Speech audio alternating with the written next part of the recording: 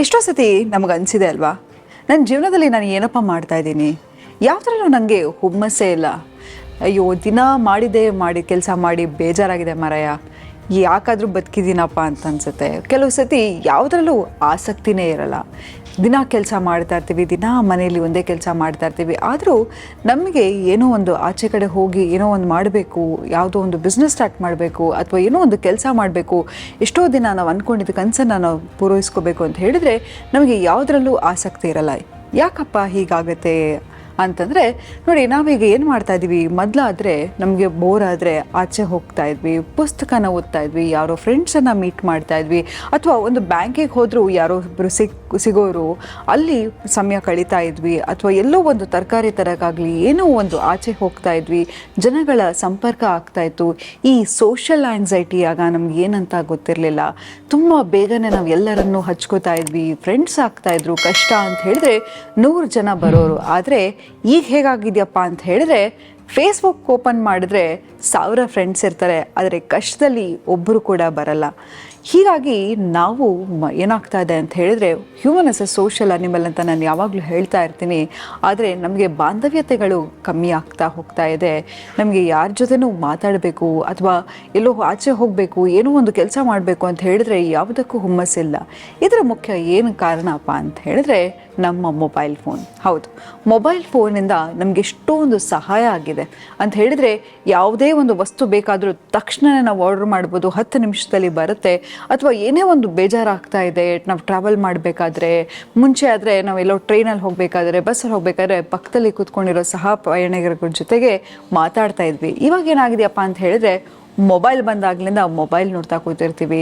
ನಮಗೆ ಏನನ್ಸುತ್ತೆ, ನಮ್ಮದೇ ಕಷ್ಟ ದೊಡ್ಡದು ಅನಿಸ್ಬಿಡುತ್ತೆ. ನೋಡಿ, ನೀವು ಮುಂಚೆ ಹೋಗ್ಬಿಟ್ಟು ನಿಮ್ಮ ಅಪ್ಪ ಅಮ್ಮ ಹತ್ರ ಕೇಳಿ ಡಿಪ್ರೆಷನ್ ಅಂದರೆ ಏನು, ಆ್ಯಂಗ್ಸೈಟಿ ಅಂದರೆ ಅಂತ ಏನು ಅಂತ, ನಿಮಗೆ ಬೈದು ಕಳಿಸ್ತಾರೆ, ಆ ಥರ ಎಲ್ಲ ಏನೂ ಇಲ್ಲ ಅಂತ. ಆದರೆ ನಾವೀಗ ಬೇಗನೆ ಆತ್ಮಸ್ಥೈರ್ಯ ಕಳ್ಕೊತಾ ಇದ್ದೀವಿ, ಆತಂಕಕ್ಕೆ ಒಳಗಾಗ್ತಾ ಇದ್ದೀವಿ, ಪ್ಯಾನಿಕ್ ಅಟ್ಯಾಕ್ ಆಗ್ತಿದೆ, ಡಿಪ್ರೆಷನ್ಗೆ ಒಳಗಾಗ್ತಿದ್ದೀವಿ, ಇನ್ನೂ ನಾವು ಹೆಚ್ಚಾಗಿ ದುಃಖವಾಗಿದ್ದೀವಿ. ಯಾಕಂತ ಹೇಳಿದ್ರೆ ನೋಡಿ, ಈ ಟೆಕ್ನಾಲಜಿ ಎಲ್ಲ ಬರ್ತಿದೆ, ನಮ್ಮ ಕೆಲಸ ಹಗುರ ಆಗ್ತಿದೆ. ಮುಂಚೆ ಆದರೆ ಎಲ್ಲ ಕಡೆ ಹೋಗಬೇಕಿತ್ತು, ನಾವು ಇನ್ನೂ ಸುಖವಾಗಿರಬೇಕಲ್ಲ, ಯಾಕೆ ಕಷ್ಟಪಡ್ತಾ ಇದ್ದೀವಿ, ಯಾಕೆ ಮಾನಸಿಕವಾಗಿ ಕುಗ್ತಾ ಇದ್ದೀವಿ ಅಂತ ಹೇಳಿದ್ರೆ ಇದೇ ಕಾರಣ. ಅದಕ್ಕೆ ಗೆಳೆಯರೇ, ಯಾವತ್ತೂ ಅಷ್ಟೇ, ಏನೇ ಒಂದು ಸಣ್ಣ ವಿಷಯಕ್ಕಾದರೂ ಆಚೆ ಹೋಗಿ ವ್ಯಾಯಾಮ ಮಾಡಿ ನಿಮ್ಮನ್ನು ನೀವು ಚಾಲೆಂಜ್ ಮಾಡ್ಕೊಳ್ಳಿ. ನಾವು ಎಷ್ಟೋ ಸತಿ ಅನ್ಕೋತೀವಿ, ಅಬ್ಬಾ ನಂಗೆ 50 ವರ್ಷ ಆಯಿತು, ನಾನೀಗ 6 ಪ್ಯಾಕ್ ಮಾಡೋಕ್ಕೆ ಸಾಧ್ಯನಾ ಇಲ್ಲ ಅಂತ. ಆದರೆ ನಿಮಗೆ ನೀವು ಚಾಲೆಂಜ್ ಮಾಡ್ಕೊಳ್ಳಿ. ಯಾವಾಗ ನಿಮಗೆ ನೀವು ಚಾಲೆಂಜನ್ನು ತಗೋತಾ ಹೋಗ್ತೀರಾ, ನಿಮ್ಮ ಆತ್ಮಸ್ಥೈರ್ಯ ಹೆಚ್ಚಾಗ್ತಾ ಹೋಗುತ್ತೆ, ನಿಮ್ಮ ಕಾನ್ಫಿಡೆನ್ಸ್ ಹೆಚ್ಚಾಗ್ತಾ ಹೋಗ್ತಾ ಇರುತ್ತೆ. ಯಾವುದೇ ಒಂದು ಕಷ್ಟ ಬಂದರೂ ನಮಗೆ ಕಾನ್ಫಿಡೆನ್ಸ್ ಇದ್ದರೆ ನಾವು ಏನನ್ನು ಬೇಕಾದರೂ ಜಯಿಸ್ಬೋದು. ಯಾಕಂತ ಹೇಳಿದ್ರೆ ನೋಡಿ, ನಾವು ಏನು ಅನ್ಕೊಂಡ್ಬಿಟ್ಟಿದ್ದೀವಿ ಗೊತ್ತಾ, ಈಗ ಏನಾಗಿದೆ ಅಂತ ಹೇಳಿದ್ರೆ, ಮೊಬೈಲನ್ನು ನಾವು ಯಾವುದೇ ಒಂದು ಸ್ವಲ್ಪ ಬೇಜಾರಾದರೆ ಮೊಬೈಲನ್ನು ಡಿಸ್ಟ್ರಾಕ್ಷನ್ ಆಗಿ ತಗೋತಾ ಇರ್ತೀವಿ. ನಮ್ಮ ಬ್ರೈನ್ಗೆ ಏನು ಸಿಗ್ನಲ್ ಕಳಿಸ್ತಾ ಇರ್ತೀವಿ ಅಂತ ಹೇಳಿದ್ರೆ, ಯಾವಾಗಲೂ ಅಷ್ಟೇ ನಿನಗೆ ಬೇಜಾರಾದಾಗ ನಿನ್ನ ಮೊಬೈಲ್ ನೋಡು, ಅಥವಾ ನಿನ್ಗೇನು ಅನ್ಸುತ್ತೋ ಅದನ್ನು ಮಾಡ್ತಾ ಇದ್ದಾಗ ಏನಾಗುತ್ತೆ, ನೀವು ಡಿಸ್ಟ್ರಾಕ್ಟ್ ಆಗ್ತಾ ಹೋಗ್ತೀರಾ ಹೊರತು ಪ್ರಾಬ್ಲಮ್ ಸಾಲ್ವ್ ಆಗ್ತಾ ಹೋಗಲ್ಲ. ಈಗ ಈ ಸಣ್ಣ ಅಳ್ತಾ ಇರೋ ಮಗುಗೆ ಏನಾದರೂ ಒಂದು ಕೊಟ್ಟರೆ ಅಳು ನಿಲ್ಸತ್ತೆ ಅಲ್ವಾ?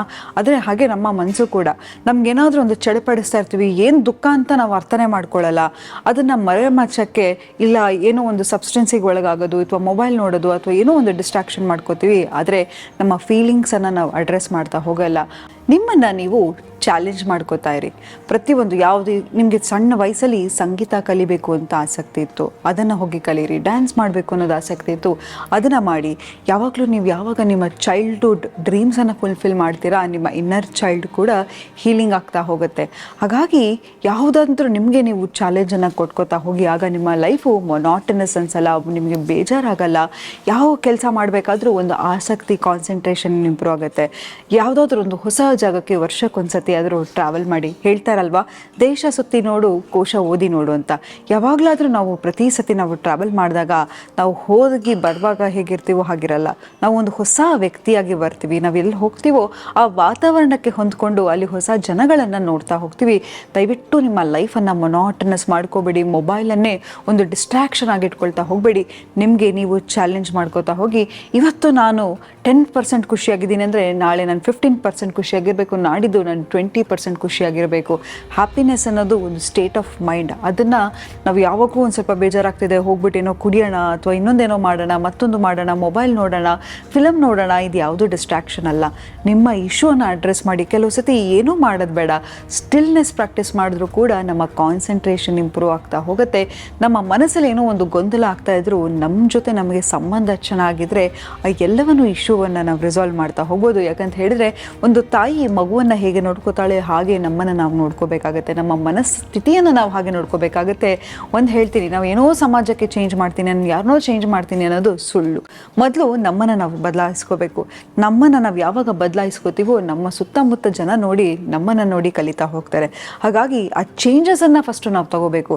ಯಾವುದೇ ಒಂದು ಸರ್ಕಾರ ನಮ್ಮನ್ನು ಬದಲಾಯಿಸುತ್ತೆ, ಯಾರೋ ಒಬ್ಬರು ಬಂದು ಬದಲಾಯಿಸ್ತಾರೆ, ನನ್ನ ಗಂಡ ನನ್ನ ಕಂಪ್ಲೀಟ್ ಮಾಡ್ತಾನೆ, ನನ್ನ ಹೆಂಡತಿ ನನ್ನ ಕಂಪ್ಲೀಟ್ ಮಾಡ್ತಾಳೆ, ಅವ್ರು ಬದಲಾಗಬೇಕು ಇವ್ರು ಬದಲಾಗಬೇಕು ಅಂತ ಕಾಯ್ತಾ ಕೂತ್ಕೊಂಡ್ರೆ ನಮಗೆ ಇಲ್ಲಿ ತುಂಬಾ ಕಮ್ಮಿ ಸಮಯ ಇದೆ. ಹಾಗಾಗಿ ನಿಮಗೆ ಏನಾದರೂ ನಿಮ್ಮ ಜೀವನದಲ್ಲಿ ಏನೂ ನಡೀತಾ ಇಲ್ಲ, ಯಾಕೆ ಇಷ್ಟು ಮೊನಾಟನಸ್ ಆಗಿದೆ ಅಂತ ಹೇಳಿದ್ರೆ ಒಂದು ಹೊಸ ಹವ್ಯಾಸವನ್ನು ಶುರು ಮಾಡಿ ನಿಮಗೆ ನೀವೊಂದು ಚಾಲೆಂಜನ್ನು ತಗೊಳ್ತಾ ಹೋಗಿ, ಆದಷ್ಟು ಆಚೆ ಹೋಗಿ ಜನಗಳ ಸಂಪರ್ಕವನ್ನು ಬೆಳೆಸ್ತಾ ಹೋಗಿ. ನಿಮ್ಗೆ ಹಾಗೂ ಏನಾದರೂ ನನಗೆ ಬದಲಾವಣೆ ಬೇಕು ಅಂತ ಹೇಳಿದರೆ ನಿಮ್ಮ ಹತ್ತಿರದಲ್ಲಿರ್ತಕ್ಕಂತಹ ಸರ್ಕಾರಿ ಶಾಲೆ ಆಗಿರ್ಬೋದು ಅಥವಾ ಬಡವರಿಗಾಗಿರ್ಬೋದು ಅಥವಾ ಯಾರಿಗೆ ನಿಮ್ಮ ಸಹಾಯ ಅವಶ್ಯಕತೆ ಇರುತ್ತೋ ಅಂಥವ್ರಿಗೆ ಹೋಗಿ ಸಹಾಯ ಮಾಡಿದಾಗಲೂ ಕೂಡ ನಮ್ಮ ಸೆರೋಟಿನಿನ್ ಕೆಮಿಕಲ್ ರಿಲೀಸ್ ಆಗ್ತಾ ಹೋಗುತ್ತೆ. ನಮಗೆ ತುಂಬಾ ಹೆಮ್ಮೆ ಅನಿಸುತ್ತೆ. ಯಾವಾಗ ನಾವು ಒಬ್ಬರಿಗೆ ಸಹಾಯ ಮಾಡ್ತೀವಿ, ಯಾವಾಗ ಒಬ್ಬರಿಗೆ ಏನೋ ಒಂದು ಕೊಡ್ತೀವಿ, ನಮಗೂ ಕೂಡ ಒಂದು ಹೆಮ್ಮೆ ಅನಿಸುತ್ತೆ, ಒಂದು ಚೇಂಜಸ್ ಆಗ್ತಾ ಹೋಗುತ್ತೆ. ಯಾವಾಗ ನಮ್ಗೆ ಸಹಾಯ ಮಾಡೋ ಕೆಪಾಸಿಟಿ ಯಾವಾಗ ಹೆಚ್ಚಾಗ್ತಾ ಹೋಗುತ್ತೆ ನಮ್ಮಲ್ಲೂ ಬದಲಾವಣೆ ಆಗ್ತಾ ಹೋಗುತ್ತೆ ಅಂತ ಹೇಳ್ತಾ ಇವತ್ತಿನ ಸಂಚಿಕೆನ ನಾನು ಮುಕ್ತಾಯಗೊಳಿಸ್ತಿದ್ದೀನಿ. ಧನ್ಯವಾದಗಳು.